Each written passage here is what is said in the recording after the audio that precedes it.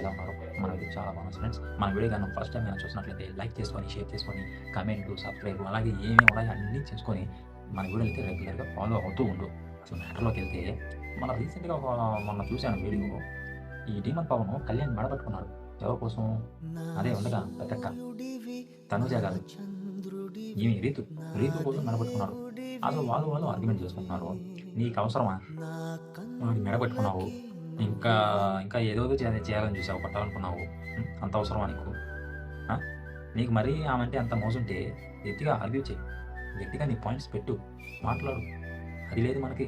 మెడలు పట్టేస్తాం, తొడలు పట్టేస్తాం, కాళ్ళు పట్టేస్తాం అంటే చూస్తూ చూస్తూ ఉంటారనుకున్నావా? బయటికి రా ఒకసారి ఎలా ఉందో సిట్యుయేషను. తెలుస్తది నీకు. నువ్వు ఆడ చేరి నువ్వు నచ్చింది నువ్వు చేసేద్దాము. ఎవడడుగుతాడు అనుకుంటున్నావేమో. బయట నెగటివిటీ చాలా వచ్చేసింది నీకు. ఆమె చుట్టూ తిరుగుతూ ఉన్నావు కొమరం తిరిగినట్టు. ఇది కరెక్ట్ కాదు. నీ గేమ్ నువ్వు పర్ఫెక్ట్‌గా గాని ఆడుంటే నువ్వు ఈరోజు టాప్‌లో ఉండేవాడివి. ఎప్పుడైతే నువ్వు ఆ దరిద్రాన్ని పట్టుకున్నావో అదే రీతు జోలికి ఎప్పుడైతే వెళ్ళావో ఆడ నుంచి నీకు దరిద్రం పట్టుకున్నది.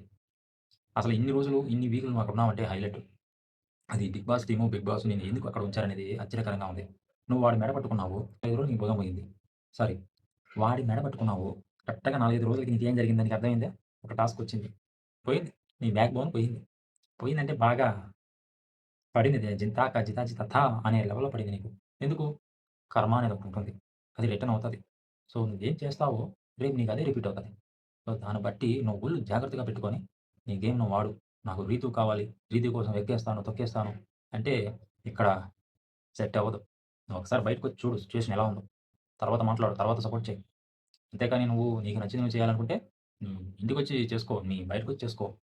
కళ్యాణ్‌కి చాలా ఫ్యాన్స్ ఎక్కువైపోయిన్నారు ఇప్పుడు ప్రెజెంట్ ఆ మనిషికి. ఆయన ఇప్పుడు బయటకొచ్చి సినిమా ఆఫర్‌లు గాని, షార్ట్ ఫిల్మ్‌లు గాని చేసే రేంజ్‌కి కూడా ఎళ్ళిపోయి ఉన్నాడు. నువ్వు గాని ఆ కళ్యాణ్‌తో మంచిగా ఉండి ఫ్రెండ్‌షిప్ చేసి, మీ ఇద్దరు గాని ఉంటే టాప్ 2లో ఉంటారు మీ ఇద్దరు. అలాంటిది నువ్వు ఇప్పటికైనా నువ్వు తెలుసుకొని మొన్నొచ్చి నీకు రమ్య చెప్పింది. నెగటివిటీ బాగొచ్చుంది. నువ్వు ఆపుకో. ఏమన్నా ఉంటే అన్నీ ఆపుకొని నువ్వు సక్రమంగా నీ గేమ్ నువ్వు ఆడుకో అని పద్ధతిగా చెప్పిపోయింది. ఇన్నావా? ఎంతమందో చెప్పారు. ఆ అమ్మాయి ఒకటే కాదు ఎవరెవరో చెప్పారు. బయట సిట్యుయేషన్ ఇలా ఉంది. నీ గేమ్ డౌన్ అవుతుంది. నీ పరిస్థితి ఇలా ఉంది. మొత్తం చెప్పారు. బట్ అయినా కూడా మనోడు ఆ రీతు, రీతు, ఆ రీతు, రీతు, ఆ రీతు, రీతు అంటున్నాడు. ఏమి రీతురా? లోపల ఉన్నప్పుడు మాత్రమే నీకు రీతు అంత ఉంది. వాళ్ళు యాక్టర్స్ రా బాబు! వాళ్ళు నటిస్తారు. బయటకొచ్చాక నువ్వెవడో కూడా తెలీదంటది. అలాంటి సిట్యుయేషన్ నీకు క్రియేట్ అవుతది చూస్తూ ఉండు.